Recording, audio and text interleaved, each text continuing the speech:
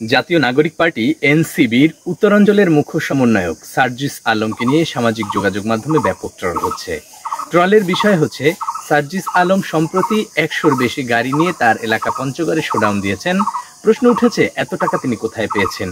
এ নিয়ে তাসনিম জাহরা ফেসবুকে একটি খোলা চিঠি লিখলে তার জবাবে সার্জিস আলম লিখেছেন, তার পরিবারের আর্থিক অবস্থা খুবই ভালো, শুধুমাত্র এই যে 100-র বেশি গাড়ি, তার মধ্যে 50-টির বেশি গাড়ি তার বন্ধু বান্ধব আত্মীয় স্বজনরা ভার বহন করেছেন, ব্যয় বহন করেছেন, এবং 50টি গাড়ি বাবদ 3 লক্ষ টাকা ভাড়া তিনি পরিশোধ করেছেন, এবং তার দাদা তার জন্য এত পরিমাণ সম্পদ রেখে গেছেন, সেটা দিয়ে তিনি নির্বাচন পর্যন্ত চালিয়ে নিয়ে যেতে পারবেন।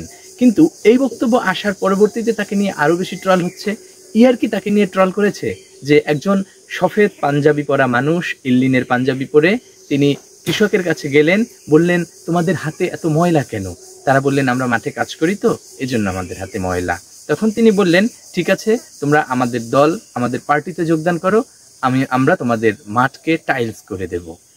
এমন অনেক ট্রল হচ্ছে তাদের নিয়ে, বিশেষ করে বিএনপি নেতাকর্মী যারা রয়েছে তারা এই ট্রলগুলো করছে। মির্জা ফখরুল ইসলাম আলমগীর পর্যন্ত ছাড়েননি এই বিষয়টি নিয়ে কথা বলার জন্য। তো এই ক্ষেত্রে তার এই সার্জিস আলমের পুরাতন একটি ভিডিও, সম্ভবত ভিডিওটি গত বছরে তিনি যখন ঈদে বাড়ি যাচ্ছেন, ট্রেনে করে বাড়ি যাচ্ছেন, একজন বাইরে থেকে তাকে ক্যামেরা ধরেছেন এবং বলেছেন যে, ভাই কিভাবে কি যাচ্ছেন? বলছে যে প্রথমে ট্রেনে টিকিট পাচ্ছিলেন না, পরে অনেক কষ্ট করে হঠাৎ করে টিকিট পেয়ে গেছেন এবং তিনি ট্রেনে করেই যাচ্ছেন, কিন্তু তার মাথার উপরে ফ্যানটিও তখন ঘুরছিল না ট্রেনের। তো এরকম ঈদযাত্রা তিনি গত বছরও করেছেন। হঠাৎ করে এবছর যে তিনি হেলিকপ্টারে বিমানে বাড়ি গেলেন, এরপরে এত বড় বহর, এ নিয়ে কথা উঠেছে। আরেকটি বিষয় হচ্ছে, কিছুদিন আগে মিডিয়ায় তাকে বলা হয়েছিল যে এই যে সমন্বয়ক হওয়ার পরে তার যে গেট আপ, চলাফেরা, এগুলো অল টাইম গাড়িতে চলেন এবং তার পোশাক আশাকে অনেক বেশি পরিবর্তন এসেছে নিয়ে মিডিয়া তাকে প্রশ্ন করেছে। তিনি বলেছেন যে তারা আসলে, তিনি সহ অন্যান্য সমন্বয়করা আসলে মানুষের কাছ থেকে টাকা ধার করে চলেন, তাদের অনেক টাকা হয়েছে এমন নয়, তবে অনেক শুভাকাঙ্ক্ষী এবং পছন্দের মানুষ ভালোবেসে তাদের একটা গাড়ি দেন, সেই গাড়ি দিয়ে তারা মাঝে মধ্যে চলাফেরা করেন, শুভাকাঙ্ক্ষীদের গাড়ি। তো তাদের বিরাট আর্থিক অবস্থার পরিবর্তন হয়নি। কিন্তু সমস্যা হচ্ছে যে সার্জিস আলম আসলে ব্যক্তিগতভাবেই একটু স্টাইলিশ মানুষ। তিনি বেশিরভাগ ক্ষেত্রেই পাঞ্জাবি পরেন, পাঞ্জাবি, সাদা পাজামা কিংবা কালো প্যান্ট, এবং সাথে তিনি লোফার পরেন। একটি ভালো গেট আপ নিয়ে তিনি সবসময় চলাফেরা করেন, এবং এই ব্যাপারগুলো নিয়ে আসলে অনেক বেশি প্রশ্ন উঠছে। কিন্তু আমি আসলে একটা বিষয় খেয়াল করলাম যে সার্জিস আলমের ফেসবুক অ্যাকাউন্টে আমি একটু ঘাটাঘাটি করলাম, তার চলাফেরা গেট আপ আসলে কখনোই খুব বেশি খারাপ ছিল এমন না। তিনি সবসময় ভালো পোশাক আশাকই পরেছেন এবং গেট আপ, হেয়ার স্টাইল তিনি সবসময় আসলে মেনটেন করেন।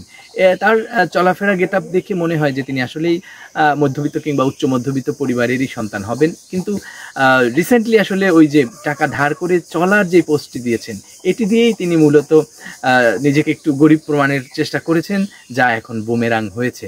কিন্তু এসব প্রশ্ন নিয়েও আসলে সার্জিস আলম, আমার মনে হয় যে একের পর এক তার বিরুদ্ধে প্রশ্ন উঠছে, এবং দলের মধ্যেও জানি না এ নিয়ে সে কোনো বিব্রতকর অবস্থায় থাকে কি না। কারণ আমরা দেখেছি যে গণঅভ্যুত্থান হওয়ার পরেও সার্জিস আলমকে আসলে তিনি কোন রাজনৈতিক দলের সমর্থক, এ নিয়ে অনেক প্রশ্ন উঠেছে, এবং তিনি যে ছাত্রলীগের বিরুদ্ধে হয়ে তিনি যে এই বৈষম্য বিরোধী ছাত্র আন্দোলনের সক্রিয় কর্মী এবং তিনি যে একনিষ্ঠ কর্মী, ষড়যন্ত্রকারী ছিলেন না, এগুলো তাকে অনেকবার প্রমাণ করতে হয়েছে।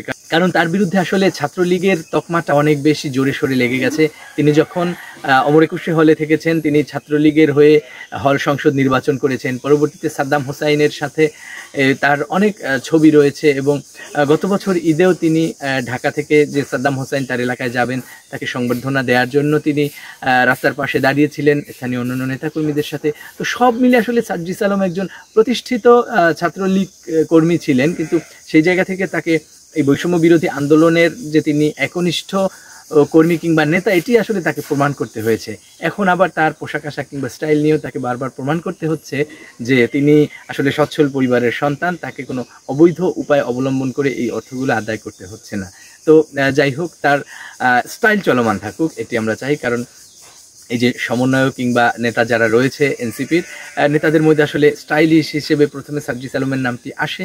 এই ধারা তিনি অব্যাহত থাকুক, এবং আসিফ মাহমুদও ধীরে ধীরে তার স্টাইলে অনেক বেশি পরিবর্তন এনেছে। স্টাইলিশ হওয়া ভালো, নেতাদের স্টাইলিশ হতে হবে, এই ধারা অব্যাহত থাকুক। আজকের আলোচনা এখানেই শেষ করছি।